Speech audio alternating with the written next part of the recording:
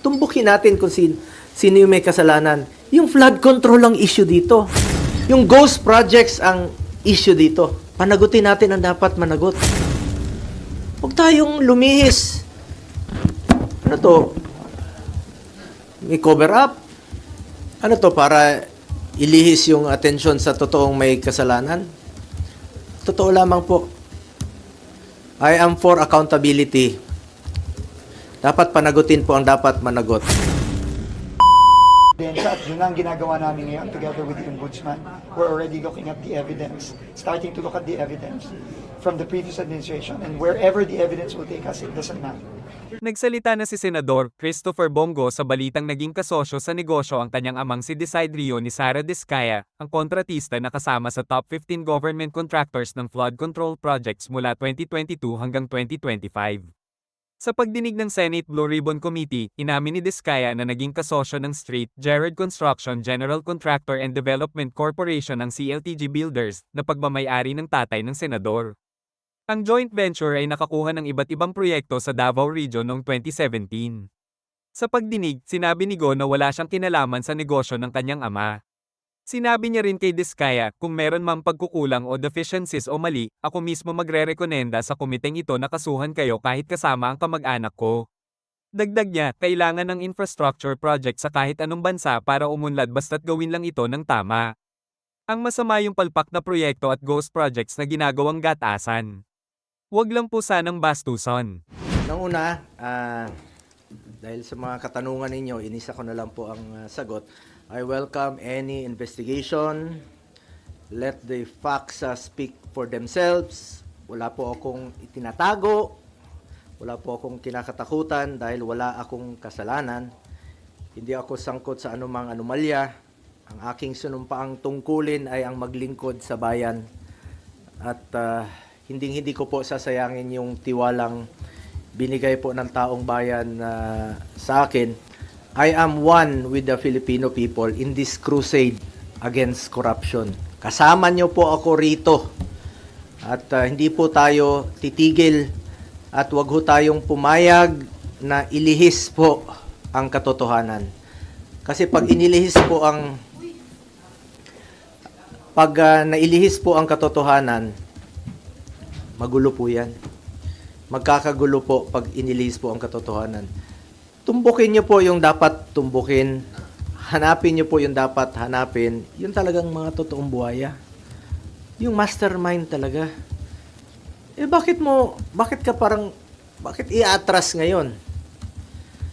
With all due respect to the Ombudsman, sinusuportahan po natin lahat ng investigasyon. At isa po ang aking masasabi, I do not know the Diskayas. Hindi ko po kilala. In fact, nung hearing, nung mga nakarambuan dito sa Senado, tinanong ko sila, ang mga Diskaya. Tinanong ko sila, meron ba kayong joint venture with the CLTG? Yes. Tapos na ba? They answered yes. Napapakinabangan na ba? Yes. So, dun po, nagkaroon po ako ng interest din bilang isang senador at miyembro po ng Blue Ribbon na kung may pagkukulang, pagkakamali, kung anomalous o substandard, panagutin niyo, sinabi ko doon. Ako mismo ang willing po akong kasuhan natin yung mga dapat kasuhan, kahit kamag-anak ko. I'm willing to be the complainant kung talagang meron silang pagkukulang. At may pagkukulang ang Diskaya, kasuhan nyo. Wala po akong pakialam. Gusto ko accountability. At I'm urging the Diskayas and lahat ng witnesses, please lang, sabihin niyo yung totoo. Huwag ko kayong pumayag na ilihis po yung katotohanan. Kawawa yung Pilipino. Kawawa yung Pilipino. Tumbukin natin ang yung katotohanan. The truth lang po. Yun naman po ang pakiusap ko sa inyo. Na tumbukin po natin ang katotohanan. Mula noon hanggang ngayon, ang pinanghahawakan ko po ang delikadesa. I observe delikadesa in my whole life. Bilang isang probinsyano na taga Mindanao, Tanggenyong Bisaya, pangalan ko lang po ang aking pinanghawakan at hindi ko sasayangin yung tiwala at boto na binigay po ng taong bayan. Ginawa niyo akong number 1. Hindi ko sasayangin yun. Tiwalang binigay niyo po sa akin. At serbisyo lang po ako. Yan po ang kailangan ng taong bayan ngayon. Makatrabaho na tayo at makapagserbisyo po tayo sa ating mga kababayan. Alam niyo, marami pong nabanggit noong hearing. Ang daming mga pangalan, tinutumbok na eh. Daming mga pangalan, di ba? Dami ng mga nakikita, lumalabas sa mga pangalan. Ilan kongresista, ilan mga opisyales, tinutumbok na. Eh, sana naman, ituloy nyo na. Yun po ang gusto nating malaman. Ulitin ko, I am one with the Filipino people na alamin yung katotohanan. Tumbukin natin kung sino yung may kasalanan. Yung flood control ang issue dito. Yung ghost projects ang issue dito. Yung mga substandard projects ang issue dito. Mga anomalous projects ang issue dito. Panagutin natin ang dapat managot. Huwag tayong lumihis. Ano to? May cover up? Ano to? Para ilihis yung atensyon sa totoong may kasalanan? Totoo lamang po. I am for accountability. Dapat panagutin po ang dapat managot. Please lang, nakikiusap po ako, let's make those responsible. Let's make them accountable for all this mess. Panagutin po natin ang dapat panagutin. Balikan ko lang po yung sa Senado. Ang dami na pong na-mention. Dami pong na-mention about the Discayas. Umabot na nga tayo sa Ilocos Norte na merong proyekto doon, umabot na sa NBI, may proyekto ang Discayas. Iyan ang maaring naging negosyo nila, makipag-joint venture, magpagamit po ng lisensya. Kung may kasalanan, panagutin nyo po. Panagutin nyo. Panagutin po natin. Hindi ko po kilala ang mga Diskaya. Wala po akong kinalaman sa kanila at wala po akong pakialam sa mga Diskaya. Kasuhan nyo. Kung kamag-anak ko kasama dyan, nag-joint venture sila, noong 2017, umatras na nga eh. Hindi, panagutin natin. I'm willing to be the complainant. Walang problema doon. Willing po ako na isa ako sa magiging complainant. Huwag nyo po ipahid sa akin ang dumi para kayo ang pumuti. Huwag naman pong ganon. Panagutin natin ang dapat managot dito. At isa po tayo ang ating layunin. Managot po ang dapat managot. Ang dami na pong nabanggit na kasama ng Diskaya, joint venture ng Diskaya. Yun ang imbestigahan. I am one with ICI. Secretary Vince ng DILG, I'm one with you. I'm one with the Ombudsman. Panagutin yan dapat panagutin. Kilala po ako ni Secretary Vince noon paano ako magtrabaho. At hindi po ako nakikialam bilang isang public servant. Noon, government employee, 2001, 1998 pa po, sa congressional office ni former President, former Congressman, former Mayor Rodrigo Duterte. Nang naging mayor siya, isa lang po ang pinakiusap ko noon. Sabi ko, pag pumasok yung kamag-anak ko sa government transaction sa City Hall, I will resign. Pag pumasok sila sa Malacanang noon, I will resign. Dahil I observed delikadesa. Pinapili ko noon. Pumasok kayo, alis ako. Yan lang po ang puhunan ko rito. Ulitin ko, delikadesa. Hindi ko po kontrolado ang negosyo ng sino mang kamag-anak ko. Ilang beses na po ako naging issue ito. 2018, bago mag-eleksyon, naging issue. Bago mag-eleksyon ng 2022, hindi naman ako tumakbo, naging issue ng 2021. Bago nag-eleksyon, 2025, kinasuhan ako ng 2024. Mapigilan mo bang may negosyo sila? May mga negosyo po, kahit sino sa atin, may mga negosyo po ang pamilya natin. Wala pa ako sa mundong ito, may negosyo na po ang pamilya ko.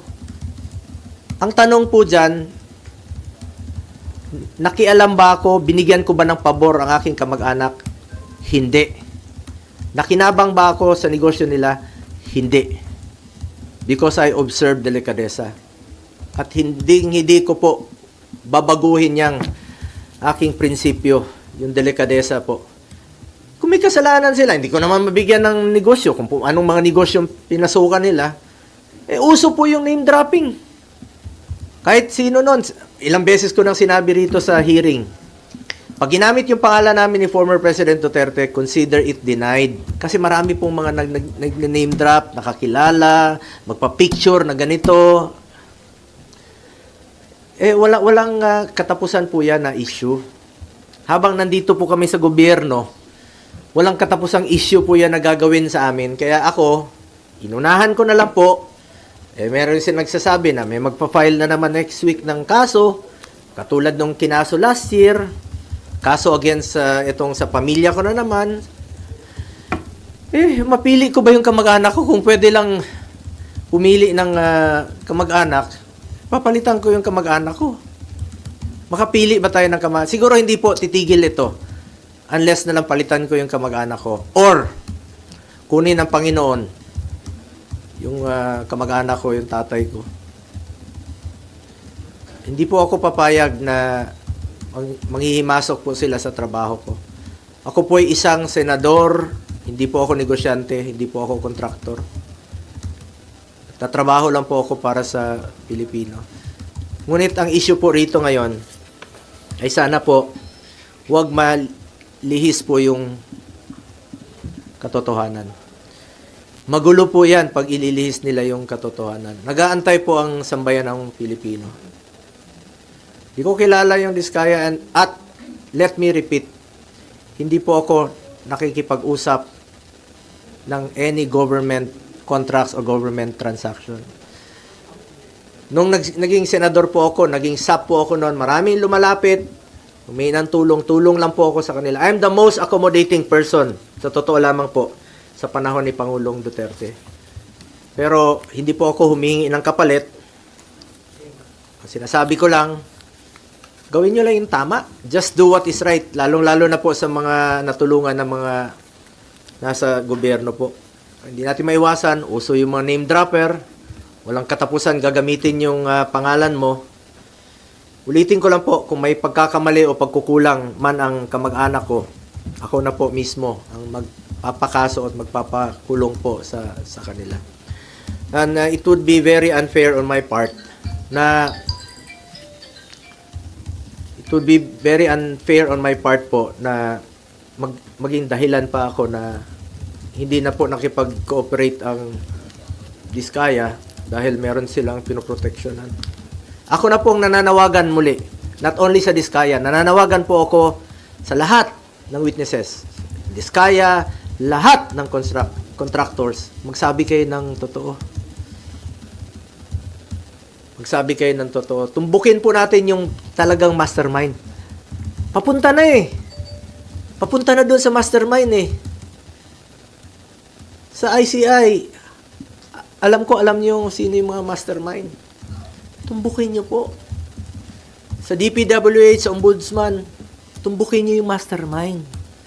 Sino po yung mga nasa likod nito? Nagaantay po kami. Nagaantay ang Pilipino na meron pong mapanagot. Umaatras na ngayon.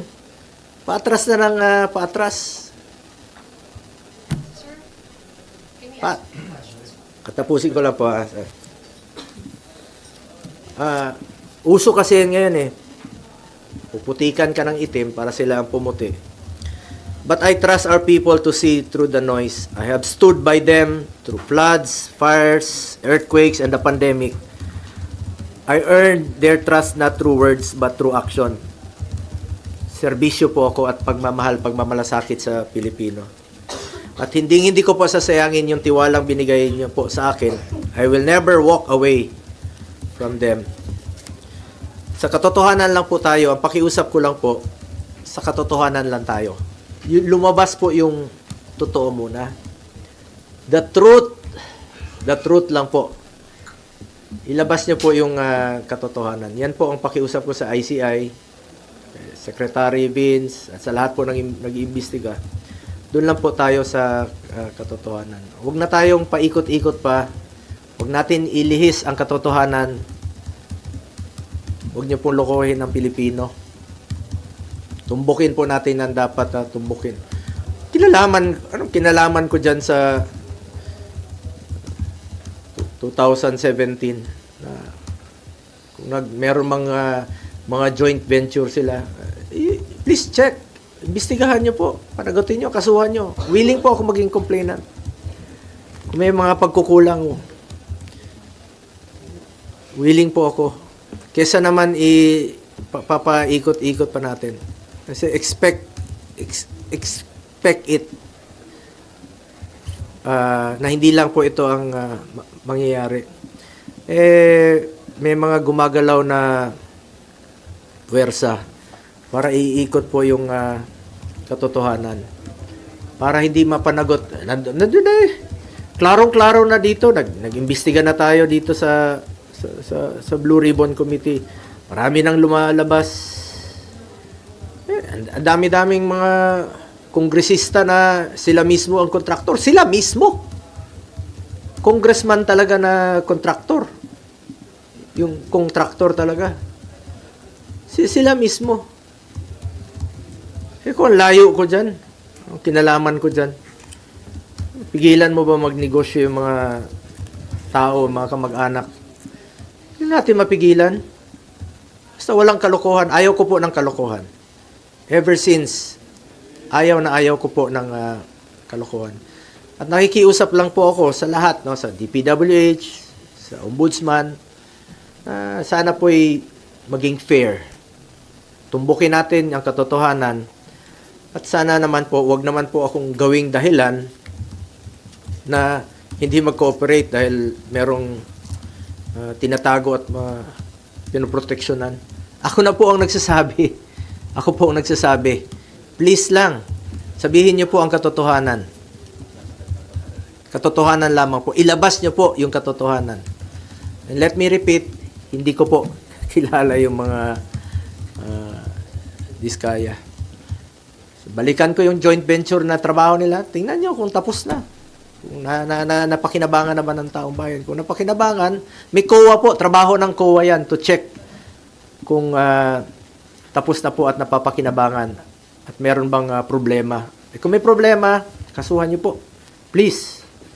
Ako na po nagsasabi, kasuhan niyo po. Wala po akong kinalaman dyan. Wala po akong pakialam dyan sa kahit na anong negosyo. Nakafocus lang po ako sa trabaho ko bilang senador. Sir, there are claims that the Discayas might be protecting you.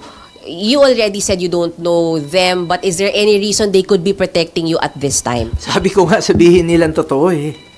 Ako na po ang nagsasabi sa Diskaya, sabihin niyo yung totoo.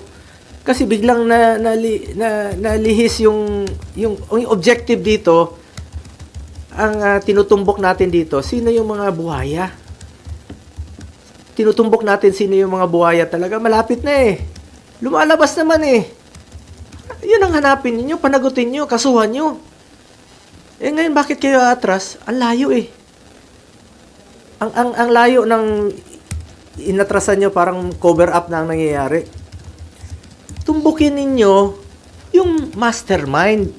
Ang issue dito yung flood control at yung mga ghost projects. Bakit aatras ka ngayon? Kaya ako nananawagan sa lahat ng mga witnesses, magsabi kayo ng totoo. Wala kayong dapat itago. At wala silang dapat proteksyonan sa akin dahil wala po akong kinalaman. Hindi ko naman sila kilala. Hindi naman po ako nag-i-involve sa any government transactions. Di po ako nakikialam dyan. Wala pong makakapagturo na may kinausap po ako, nakisali ako sa any government transactions. Senador po ako. Trabaho lang po ako dito, nagsiservisyo lang po ako sa taong bayan. At hindi ko nga sasayangin yung tiwalang binigay ko po. Hindi ko sasayangin tiwalang binigay nyo sa akin. Mas problema tayo ngayon, mas gugulo ang bayan. pag ilihis nyo po ang katotohanan. Marami pong nag-aantay sa ngayon. Malaman yung katotohanan at matumbok ang may kasalanan at may pananagutan dito sa mga ghost project, dito sa mga flood control projects po. But sir, would you be willing to cooperate with DPWH, Ombudsman, ICI with the Sabi investigation ko nga, po? willing pa akong maging complainant eh. I'm willing na maging complainant kung meron po may kasalanan dito. Sabi ko, kahit kamag-anak ko, I don't care. Kung may kasalanan sila, kasuhan sila, ako pa maging complainant. Pag may pagkukulang sila, substandard, pagkukulang, panagutin sila. So, wag lang pong paatras yung investigasyon. Since ito ay nagpapalipert po pala yung kanino. Binabalik yung malapit na. Alam naman ng taong bayan, kasi sabi ko nga, paakyat na eh. Lumalabas na sa mga hearings dito, sa investigation. Alam naman natin kung sino yung mga nagpupondo, sino yung mga totoong mga contractor, sino yung mga involved sa anomalous projects. Eh, lumalabas na yung katotohanan eh. Paakyat na paakyat eh. Habang paakyat, inililihis po sa katotohanan, umaatras, binabalik sa administrasyon ni former President Duterte na wala naman pong basihan. Hindi ko naman sinasabi na perpekto yung administration ni former President Duterte noon. Pag may nababalitaan siyang involved sa corruption, tinatanggal naman niya. Hindi ko sinasabing perpekto. Ngunit ito ngayon, nandito yung malala eh. 22 to 25. Nandito yung malala. Hindi naman puputok yan kung hindi malala eh. Sir, tingin yung target po kayo? You're being targeted. Sigurado. Kasi sabi ko nga, unti-unti na kaming ni-eliminate. Pag-identified with the past President Duterte,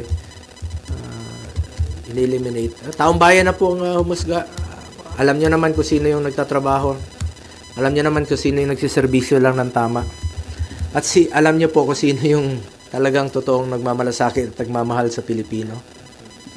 So sir, para po sa inyo, yung announcement po ng investigation dun sa CLTG ay panglilinis lang? Yes. Bakit? Ang layo eh. Binuksan ko na yan dito. Ako na nga mismo eh. Tinanong ko na nga sila. Di ba tinanong ko na sa hearing? First hearing po ng Blue Ribbon Committee, isa yan sa aking unang tinanong.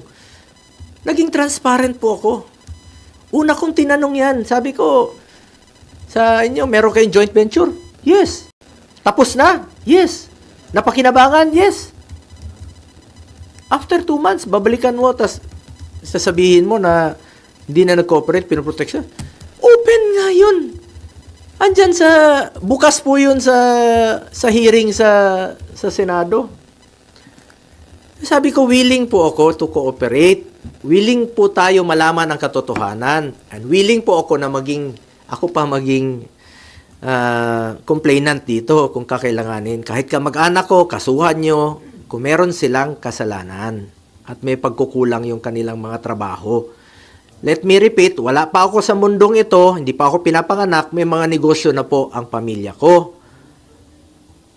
Hindi pa ako senador, may mga negosyo na po yan. At for the record, retired na po yan. 2019, may facts dyan, may katotohanan dyan. Retired na po yan, 2022, 2019, hindi na po sila involved. Ngayon ko nga lang na-discover recently, nung nabuksan po yan dito sa hearing, kaya ako na po mismo nag-research. Importante, hindi siya anomalous. Importante, wala siyang kalokohan.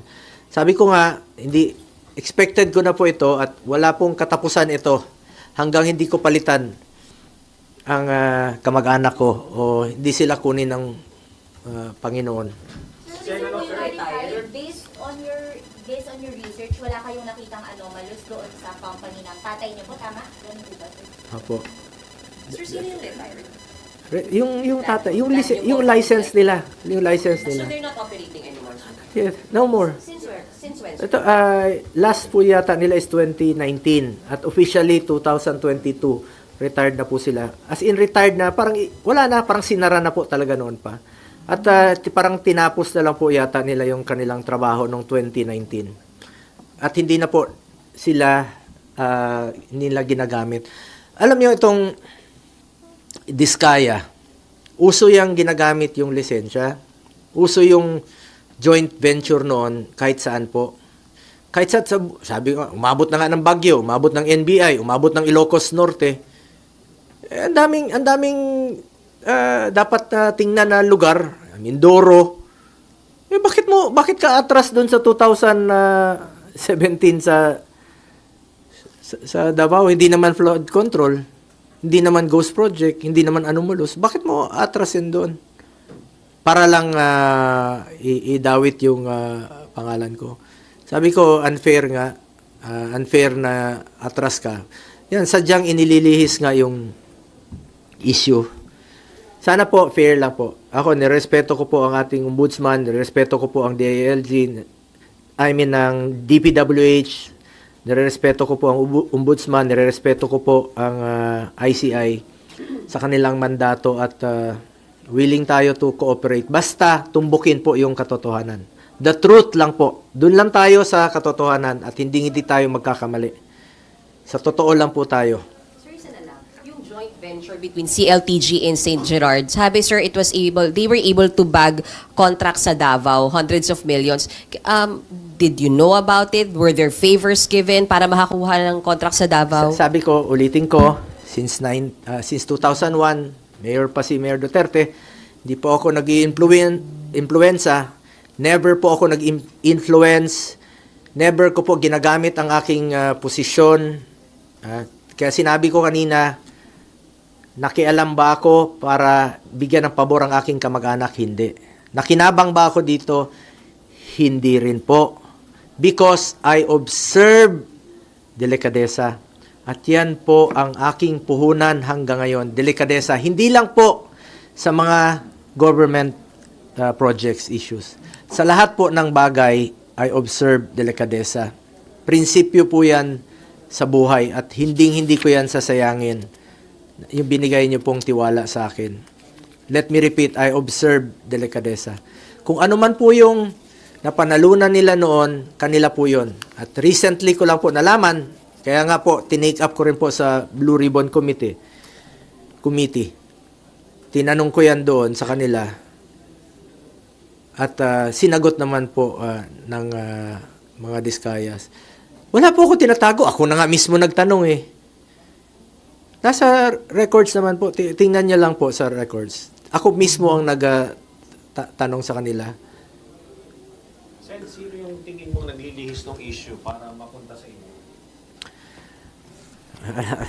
Alam naman natin kasi meron nang natutumbok eh. Meron na pong natutumbok na mga tao sa taas, yung mga involved talaga rito. Yun po ang I'm sure isa sa mga rason na inililihis na po ang issue. But I'm appealing sa mga kababayan natin, sa kapwa nating Pilipino, please, wag ho tayong pumayag. Wag ho tayong pumayag. Wag ho tayong pumayag na lokohin po tayo. Wag ho tayong pumayag na ilihis po yung totoong issue rito. Yung mga flood control, yung mga ghost projects. Yun po ang tumbukin dapat. Kung sino po yung may kasalanan, panagutin po natin. Yun ang dapat tumbukin. Ulitin ko,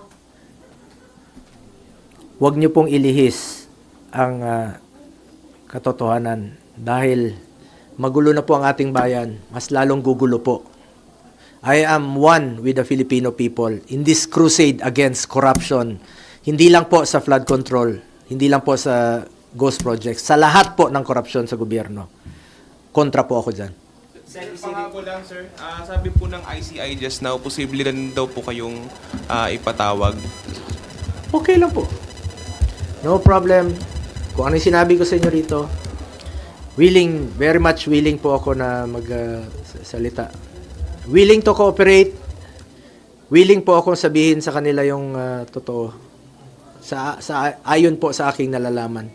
Malinis po ang aking konsensya. Malinis po ang aking konsensya.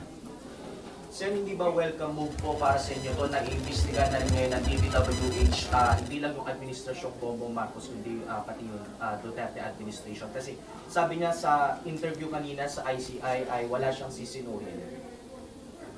Oo, lahat naman po. Lahat naman dapat imbestigahan dito. Ang ibig ko sabihin dito, tinutumbok na natin dito yung malala mga recent na 2022 to 2025. Nandito po yung malalang korupsyon. Pero lahat naman dapat imbestigahan. Pwedeng balikan ng previous administration. Even before pa. Before President Duterte's time, pwede rin nilang imbestigahan kung meron pong anomalous. And sinusuportahan ko po yan. Katotohanan po ang gusto nating malaman po rito. The truth po, the truth. Salamat.